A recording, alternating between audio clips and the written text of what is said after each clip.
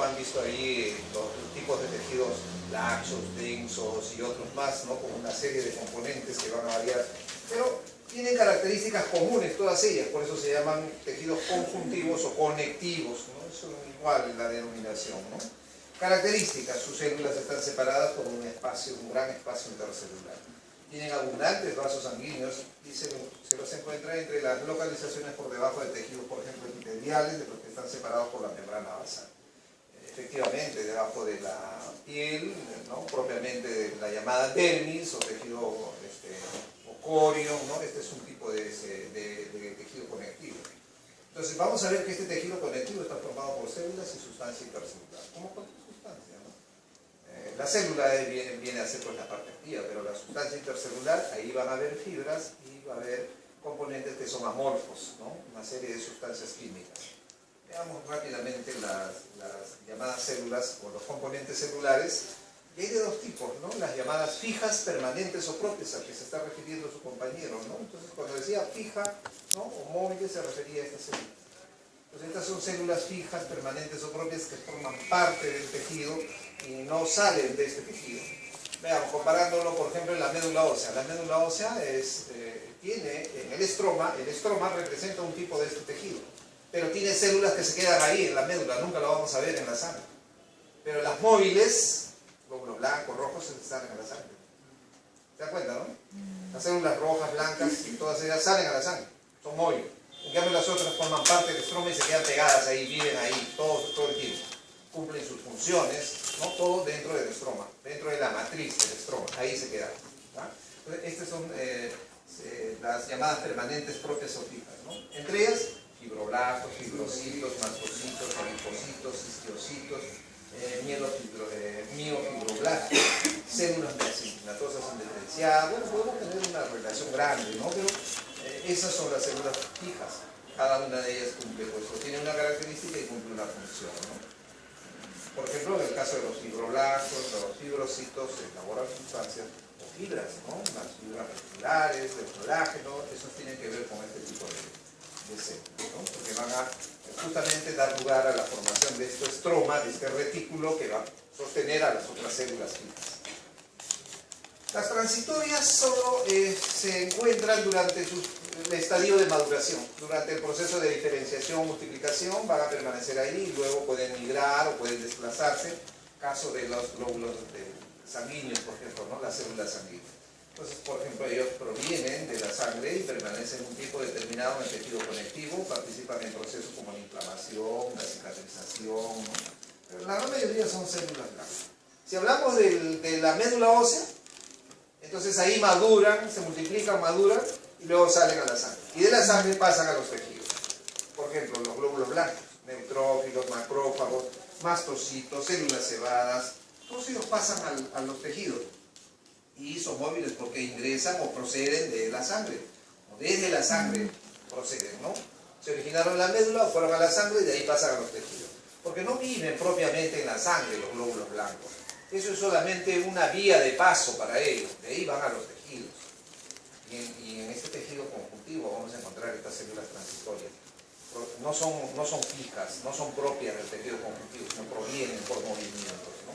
Es un ejemplo de las llamadas células transitorias, incluyendo los plasmocitos, ¿no? Que son las células que elaboran anticuerpos y son de la familia de los linfocitos. Pero esas células tienen una matriz extracelular. O sea, además de células, fuera de la célula tiene que haber algo que la sostenga. Ese algo que la sostiene es la matriz, el estroma, el soporte donde ella se encuentra, tanto las móviles como las fijas. Esa es la matriz extracelular, o llamada también sustancia intercelular, o sea, la sustancia que se encuentra entre las células. ¿Okay? Entonces ahí tenemos, por ejemplo, un sistema fibrilar, construida por fibras colágenas, reticulares, elásticas, elaboradas por estos fibrocitos, fibroblastos, por estas células que justamente sintetizan este tipo de componentes fibrilares y que le dan ese estroma, ese soporte donde van a estar estas células que hemos mencionado. Y además de estas fibras hay la sustancia amorfa, un componente funcional muy importante en la función y en la regulación del contenido celular. Es decir, las células de este tejido no funcionan por ellas mismas, sino funcionan coordinadamente por estas fibras y por estos componentes amorfos, por estas otras células que están dentro de este estroma. ¿De acuerdo? Entonces, los glucosaminoglucanos, los proteoglucanos, las proteínas adhesivas, porque hay varios tipos, seguro ya los que han visto este tema lo están revisando y van a ver que hay varios tipos. Entonces, todas ellas no son solamente de sostén, en realidad están de alguna manera regulando las funciones de las células, sean móviles, sean fijas. Así que no es un simple sostén, no es solamente un relleno que resiste tensiones en caso de tendones y en otras estructuras donde tienen que soportar ciertas tensiones, ciertas tracciones. Es más que eso.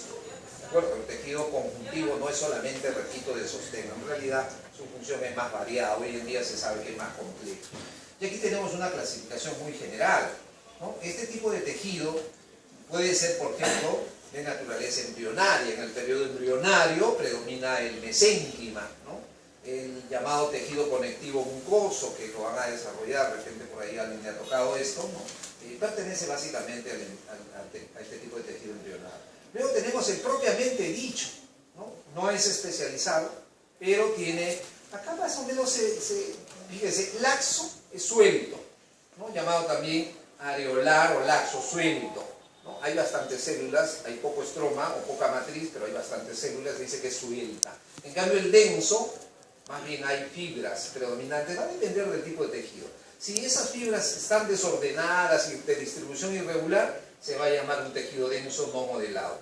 Pero si están ordenaditas, de tal manera que les permite resistir tensiones, como el caso de los tendones y otros, pues van a ser modelados. Pueden ser laminares, tendinosos, ligamentosos o aponeuróticos, es decir, están recubriendo fascies, están recubriendo paquetes musculares, ¿no?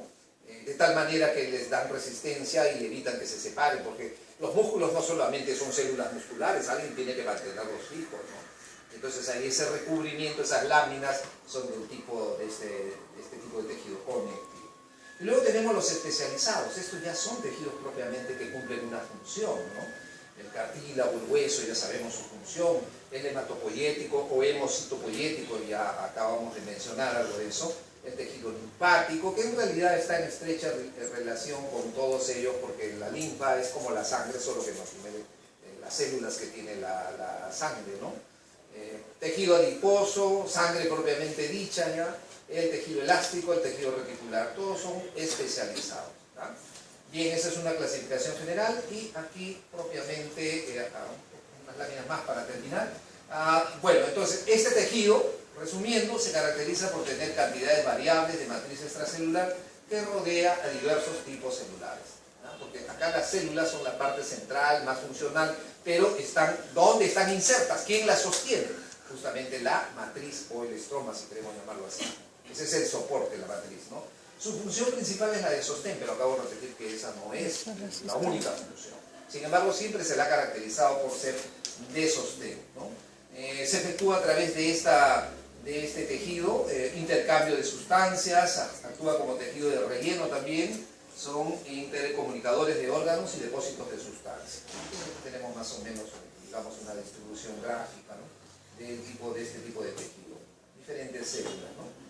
Y entonces, se llama también tejido conjuntivo, forma continuidad con tejidos epiteliales, musculares y nerviosos, presentan diversos tipos de células, que ustedes los están revisando, tienen abundante material intercelular, tienen gran capacidad de regeneración y además vasos sanguíneos. Su origen, la mayoría se origina de esta hoja. Bueno, nuestros tejidos en general se originan de 3 hojas, el endodermo, el mesodermo y el ectodermo. Son hojas embrionales. Este tipo de tejido se origina del mesodermo, aunque no es el único, pero es básicamente el mesodermo. Se sabe también que derivan algunos del tejido ectodérmico, pero es el mesodermo el principal. Esta es la capa germinal media del llamado tejido embrionario, ¿ya? O sea, este tipo de tejido se origina del mesodermo, de la hoja mesodérmica durante el periodo embrionario, en la parte central, mesodérmica. Funciones: sostén, relleno estructural, que es lo que más se conoce clásicamente, medio de intercambio, defensa y protección, un sitio también para el almacenamiento de grasa. Y aquí tenemos los tipos de tejido conectivo que hemos estado mencionando: embrionario, propiamente dicho, especializado, que es lo que van a desarrollar creo que los grupos 4, 5 y 6, ¿no? Esto es lo que van a desarrollar, básicamente los dos últimos, ¿no? Los componentes, matriz extracelular, fibras y células. Tres componentes que hay que siempre recordar, ¿ya? Estos tres componentes. La matriz extracelular formada por sustancia fundamental y fibras. Esto es lo que le da resistencia a fuerzas de compresión, de tracción. Fuerzas que la tratan de aplastar o que la intentan comprimir, ¿no? O que la intentan hacer cambiar de forma. Y luego las fibras, que proporcionan también resistencia, ¿no? A las fuerzas de tensión, y además su composición de algunas de estas van a ser tan especiales que le van a dar elasticidad y le van a permitir deformarse y retomar su forma. Las fibras elásticas, ¿no? Entonces aquí vamos a encontrar colágenos, reticulares y elásticas, todo tipo de fibra, ¿no? Claro, la proporción de ellas no es la misma en todos los tipos de tejido. Por ejemplo, en las arterias tenemos fibras elásticas, ¿no? Que permiten que se dilate y luego retorne a su... Entonces cuando sentimos una pulsación de una arteria, pues se dilata y regresa a su forma por su contenido de fibras elásticas, que es parte de ese tejido conectivo. Y bueno, el resto de células, las células fijas móviles, las que decía que son parte propia del tejido conectivo, y otras que llegan porque son móviles, ¿no? Como las células, los leucocitos, ¿no? Bueno, y esta es otra clasificación que es similar a la anterior, está resumida. Hasta ahí, ¿ya? Y ahora el segundo grupo. A ver quién continúa en las células del tejido conjuntivo. Células del tejido conjuntivo. Así apagamos esto.